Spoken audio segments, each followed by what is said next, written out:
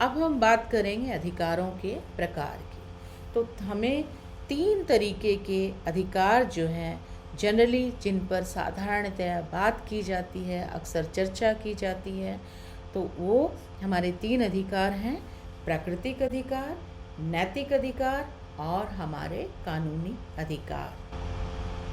अब हम बात करेंगे प्राकृतिक अधिकारों के विषय में। तो प्राकृतिक अधिकार में जनरली ये माना जाता है कि प्राकृतिक अधिकारों पर सबसे पहले जो प्रसिद्ध विचारक फ्रेंच दार्शनिक हुए हैं जॉन लॉक ने व्यक्ति के प्राकृतिक अधिकारों का ऊपर जो है वो बात की है, या अधिकारों के विषय में जो है अपने विचार रखे हैं। और सबसे पहले उन्होंने ये माना है कि व्यक्ति के 3 प्राकृतिक अधिकार हैं: जीवन का अधिकार, स्वतंत्रता का अधिकार व संपदा का अधिकार। यानी कि जॉन लॉक के अनुसार व्यक्ति अपने जन्म के साथ ही कुछ अधिकारों को लेकर पैदा होता है, और प्राकृतिक अवस्था में यानी कि जब राज्य का जन्म भी नहीं हुआ था तब भी व्यक्ति इन अधिकारों का इस्तेमाल करता था और अपने प्राकृतिक अधिकारों का आनंद प्राप्त करता था। यानी कि उसके 3 प्राकृतिक अधिकार क्या थे? जीवन का अधिकार, स्वतंत्रता का अधिकार और संपदा का अधिकार। कुछ राजनीतिक विचारकों का ये भी मानना है कि प्राकृतिक अधिकार काल्पनिक है, और कुछ ये मानते हैं कि वो सामाजिक जीवन की ही उपज है, तो जिनका जन्म केवल और केवल समाज में ही हुआ है और समाज में रहकर ही उनका इस्तेमाल किया जा सकता है। अब हम दूसरे हमारे अधिकार के विषय में बात करेंगे, जो है व्यक्ति के नैतिक अधिकार। नैतिक अधिकार व्यक्ति के वो अधिकार हैं जो कि व्यक्ति की चेतना पर आधारित होते हैं और जो कि व्यक्ति की अच्छाई यानी कि उसके चरित्र, और उसके चरित्र की एक विशेषता होती है न्याय और उसके जीवन की अच्छाई पर आधारित होते हैं, जिन्हें किसी कानून द्वारा लागू नहीं किया जा सकता है, क्योंकि नैतिक अधिकार व्यक्ति की चेतना पर आधारित होते हैं। तो किसी भी नैतिक अधिकार का यदि कोई व्यक्ति उल्लंघन करता है तो राज्य द्वारा किसी भी तरीके की कानूनी कार्रवाई उसके विरुद्ध नहीं की जा सकती है। अब जो है हमारा तीसरा अधिकार है जिस पर हम बात करेंगे, कानूनी अधिकार।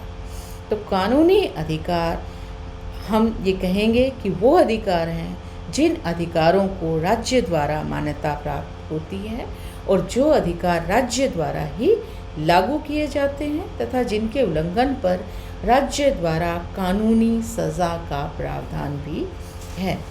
इन अधिकारों को राज्य और व्यक्ति के विरुद्ध भी इस्तेमाल किया जा सकता है।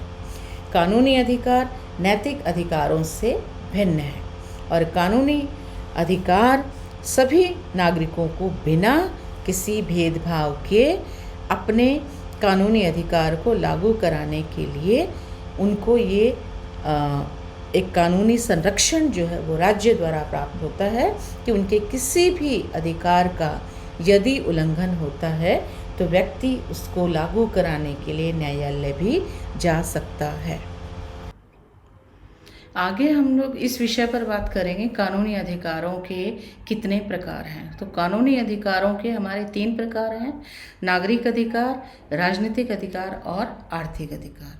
तो नागरिक अधिकार क्या है, इस विषय में अगर हम बात करेंगे, जैसा कि नाम से ही पता चलता है, नागरिकों के अधिकार यानी कि व्यक्ति के ऐसे अधिकार जिनके बिना व्यक्ति के व्यक्तित्व का विकास नहीं हो सकता है।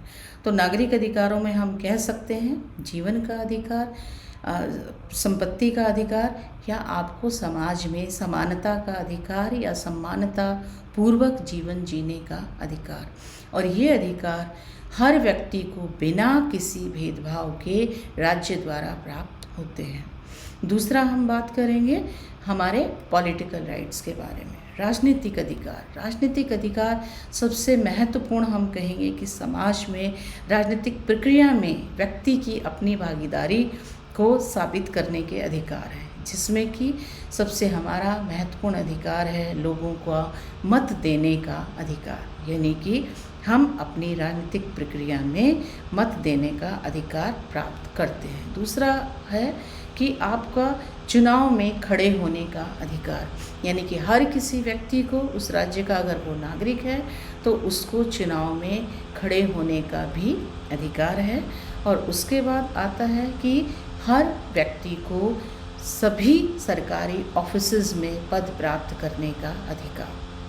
तो ये हैं कुछ राजनीतिक अधिकार जिनके विषय में हमने बात की। उसके बाद हम बात करेंगे कि हमारे आर्थिक अधिकार क्या हैं। और आर्थिक अधिकारों के विषय में हम ये कह सकते हैं कि कोई भी व्यक्ति अपने नागरिक और राजनीतिक अधिकारों का आनंद जो है तब तक नहीं ले सकता है जब तक उसके उस आर्थिक अधिकारों की प्राप्ति उसको नहीं होती है।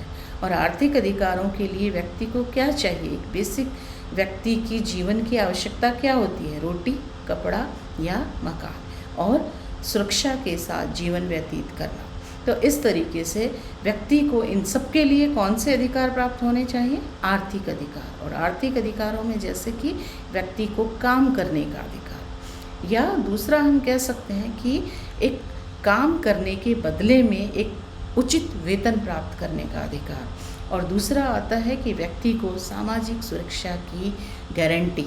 और ये सभी व्यक्ति को गारंटी कौन प्रदान करता है? राज्य द्वारा प्रदान की जाती है।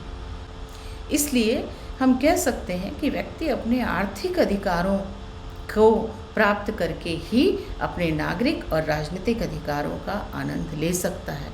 अर्थात यदि व्यक्ति को आर्थिक अधिकारों की प्राप्ति नहीं होती है तो वो अपने नागरिक और राजनीतिक अधिकारों का आनंद भी नहीं ले पाएगा। तो ये था हमारा आज का विषय, अधिकारों के विषय में। धन्यवाद।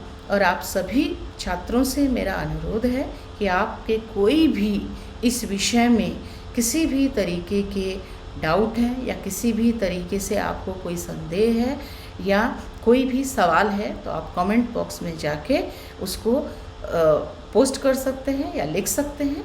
मैं कोशिश करूँगी कि आपके हर सवाल का या आपके हर जो आपकी समस्या है उसका समाधान करने का प्रयास करूँगी। धन्यवाद।